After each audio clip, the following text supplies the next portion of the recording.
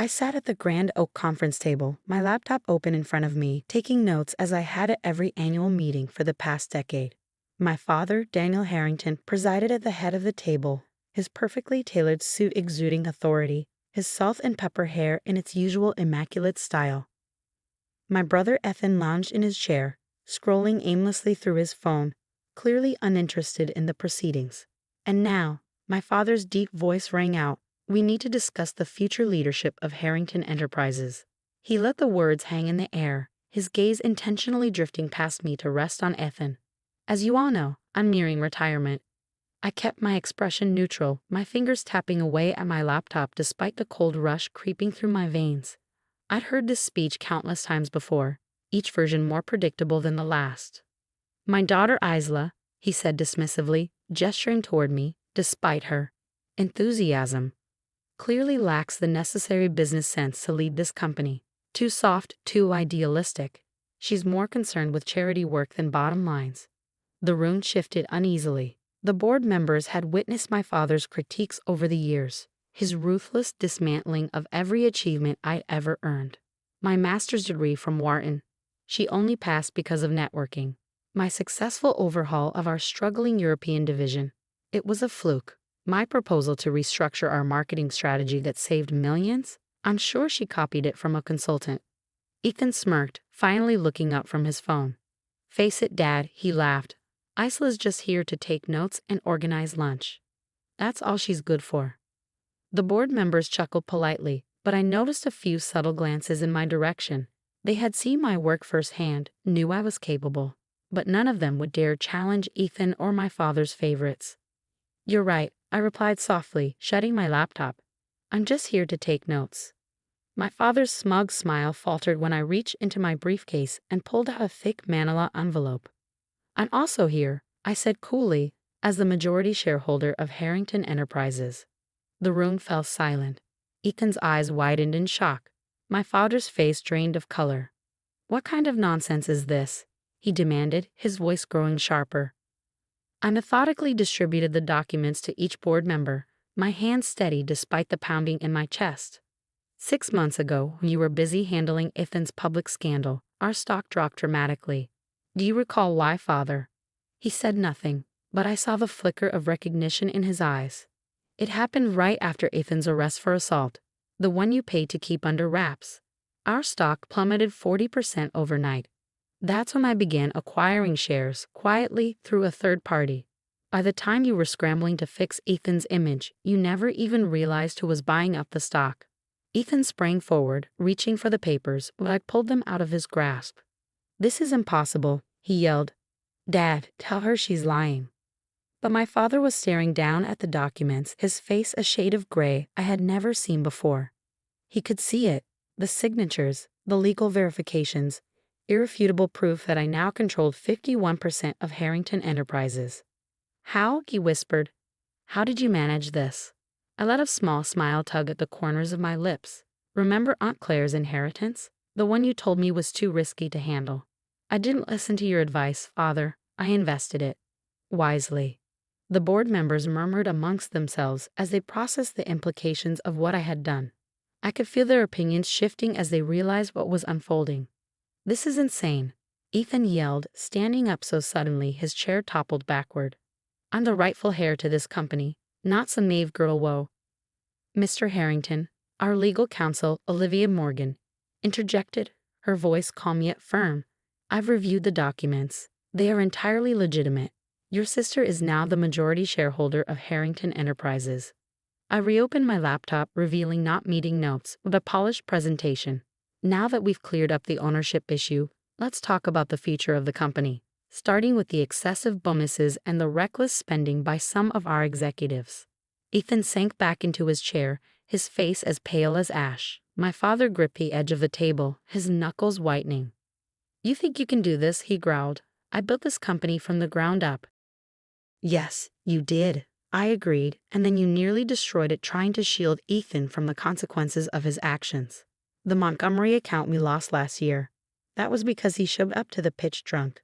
The Parker lawsuit, that was due to his inappropriate behavior with an employee. The European division crisis, It was his lack of oversight that caused it before I stepped in to fix things. I addressed the board directly. I compiled a full analysis of the company's performance over the last 5 years. I believe you'll find it quite enlightening. For the next 2 hours, I laid out the evidence, Ethan's failures, the money my father had funneled out of the company to keep scandals under wraps, the legal risks we were facing if changes weren't implemented immediately. I presented a clear, structured plan for turning the company around while maintaining our competitive edge. The board listened attentively, asking insightful questions, engaging with my ideas in a way they never had with my father's or Ethan's proposals. I could see respect building in their eyes as I demonstrated not only my knowledge, but my vision for the future. Throughout it all, my father remained silent, his face growing more stony with each passing minute. Ethan alternated between texting frantically, likely trying to bribe lawyers, and glaring at me with open hatred. When I concluded, the board voted unanimously to approve my proposals. This included removing Ethan from his executive position and significantly curtailing my father's direct involvement in the company's daily operations. As the meeting adjourned, my father finally broke his silence. "You think you're so clever, don't you? Using my own methods against me." I packed my things calmly. "No, father.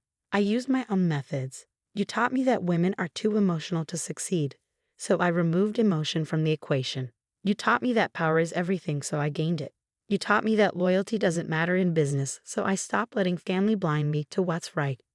"I'll take you to court," Ethan spat, waving his phone. "My lawyers." "Your lawyers will tell you to comply," I interrupted. "Unless you want me to release the full documentation on your past indiscretions." "I've been taking notes for years, Ethan. Very thorough notes." I stood smoothing my skirt as I prepared to leave. "You have until the end of the day to vacate your office. Security will escort you out. Father, you'll find the revised contract on your desk. I suggest you read it carefully before deciding whether to contest my decisions." As I turned toward the door, my father called after me, "You'll regret this, Isla. You don't understand how hard it is to run a company this large." I paused, allowing a small smile to cross my lips. "Actually, father, I've been running it for the past 3 years, ever since you entrusted me with a European division. You just didn't bother to check the reports closely enough to see my strategies turning everything around. But don't worry, I'll keep taking notes at future meetings. It's what I'm best at." The door clicked shut behind me, leaving them to stew in their own arrogance. Outside, my assistant Emily was waiting with a stack of documents needing my signature. "Everything went according to plan?" she asked, a knowing smile on her face. "Exactly as planned," I confirmed. "Schedule a meeting with the entire company for tomorrow. It's time for a new chapter." The next morning, I arrived at the office early, before the sun had fully risen over the city skyline. As I walked through the quiet halls of Stewart Industries, my heels clicking against the marble floors, I couldn't help but smile at the nameplates being changed on the executive offices. Sarah Stewart, Chief Executive Officer, now adorned the main office door, replacing my father's name of 30 years. My phone had been buzzing nonstop since yesterday's coup. Family members, business associates, and journalists all wanted to know how the coffee girl had orchestrated such a takeover. I'd ignored most of them, but one message from my Aunt Catherine caught my attention. "Your mother would be so proud. Show them what the Stewart women are really made of." The company-wide meeting was scheduled for 9 a.m. in the main conference center. By 8:30, employees were already filing in, the air thick with anticipation and whispered conversations. I watched from my office as the room filled, noting the mix of anxiety and excitement on their faces. At precisely 9 a.m., I stepped onto the stage. The room fell silent. "Good morning," I began, my voice steady. "As you've probably heard, there have been some significant changes in leadership at Stewart Industries. I want to be transparent about what this means for all of you." For the next hour, I outlined my vision for the company's future. No more covering up scandals with company money. No more promoting based on family connections rather than merit. No more toxic workplace culture that protected harassers and punished whistleblowers. "Every single person in this room has value," I declared. "Your ideas matter. Your work matters. And under my leadership, your contributions will be recognized and rewarded based on merit alone." The applause that followed was tentative at first, then grew stronger.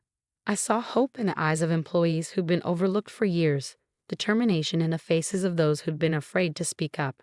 As I left the stage, my assistant Hannah rushed up to me. "Your brother's wife is in your office," she whispered.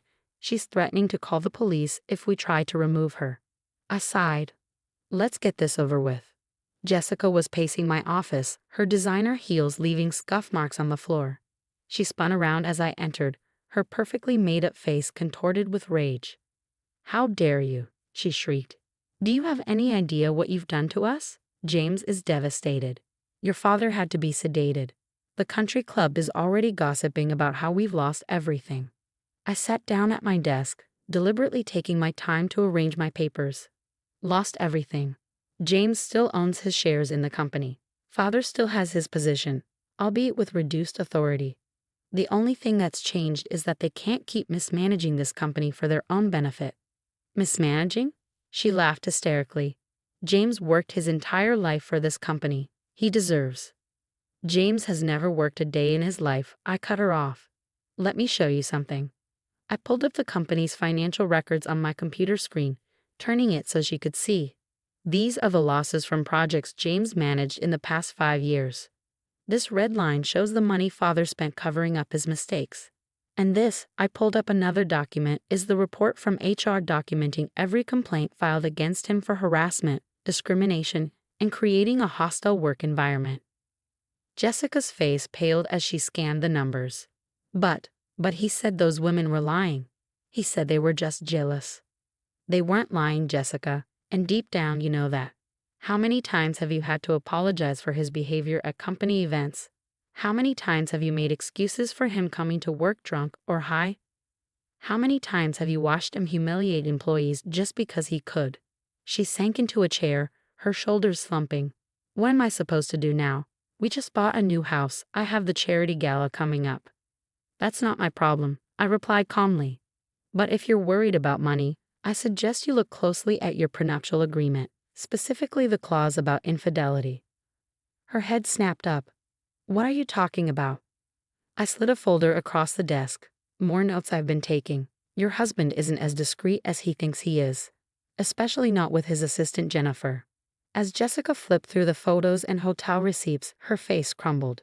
Without another word, she grabbed her designer purse and fled the office, mascara streaming down her cheeks.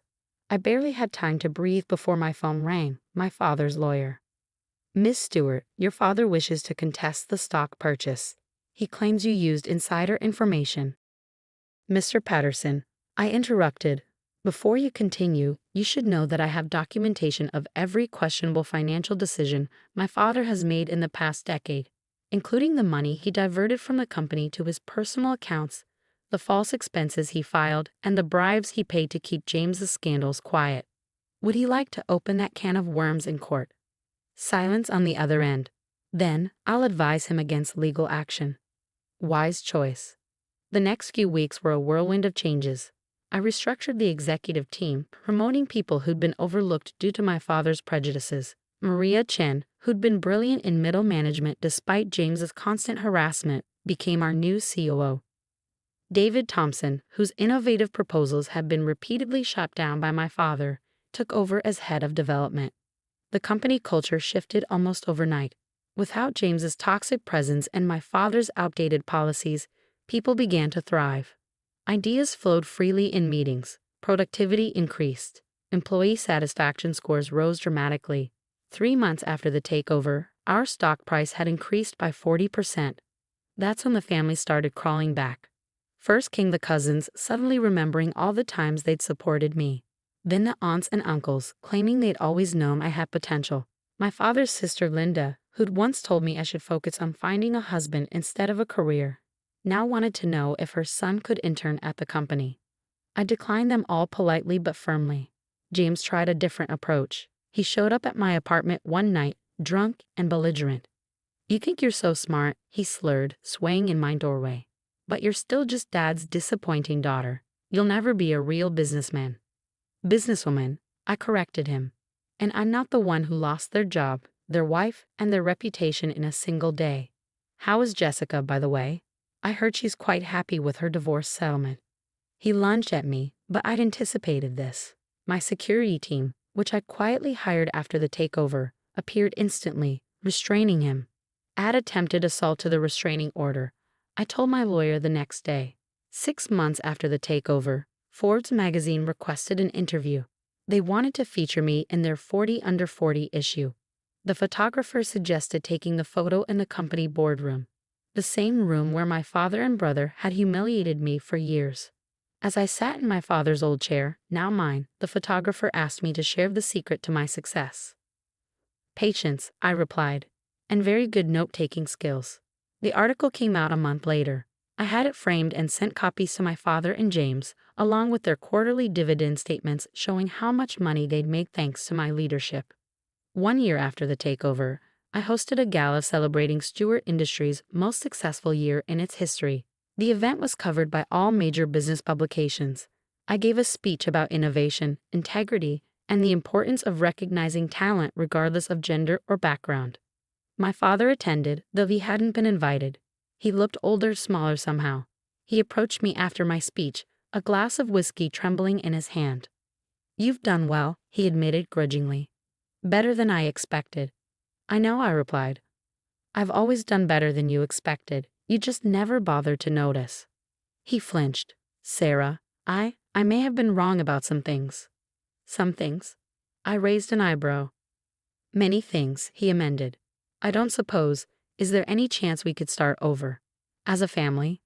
I studied him for a moment, remembering all the years of dismissal, of cruel comments, of being told I wasn't good enough. Then I thought of my mother, who taught me that true strength isn't about revenge. It's about rising above those who tried to keep you down. "We can't start over," I said finally. "But if you're willing to acknowledge your mistakes and make real changes, we might be able to move forward. As business associates first, family, we'll see." He nodded slowly, understanding that this was more than he deserved but less than he'd hoped for.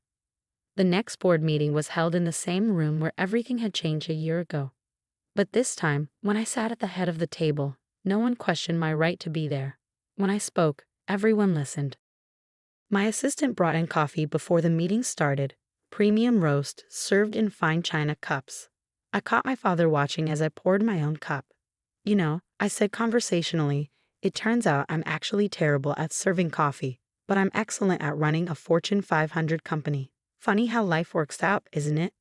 The board members chuckled. Even my father managed a small smile. I opened my laptop, the same one I'd used to take all those careful notes over the years. But now, instead of recording their dismissive comments and cruel jokes, I was presenting our latest quarterly results, our expansion plans, our rising stock prices. The company was thriving. Our employees were happy. Our innovations were making headlines. And the quiet girl they'd underestimated for so long was leading it all. Sometimes, when I work late in my office, I look at that old graduation photo and think about how far I've come. My mother's words still ring true. The best revenge isn't about destroying others. It's about becoming everything they said you couldn't be. And I've become so much more than they ever imagined possible.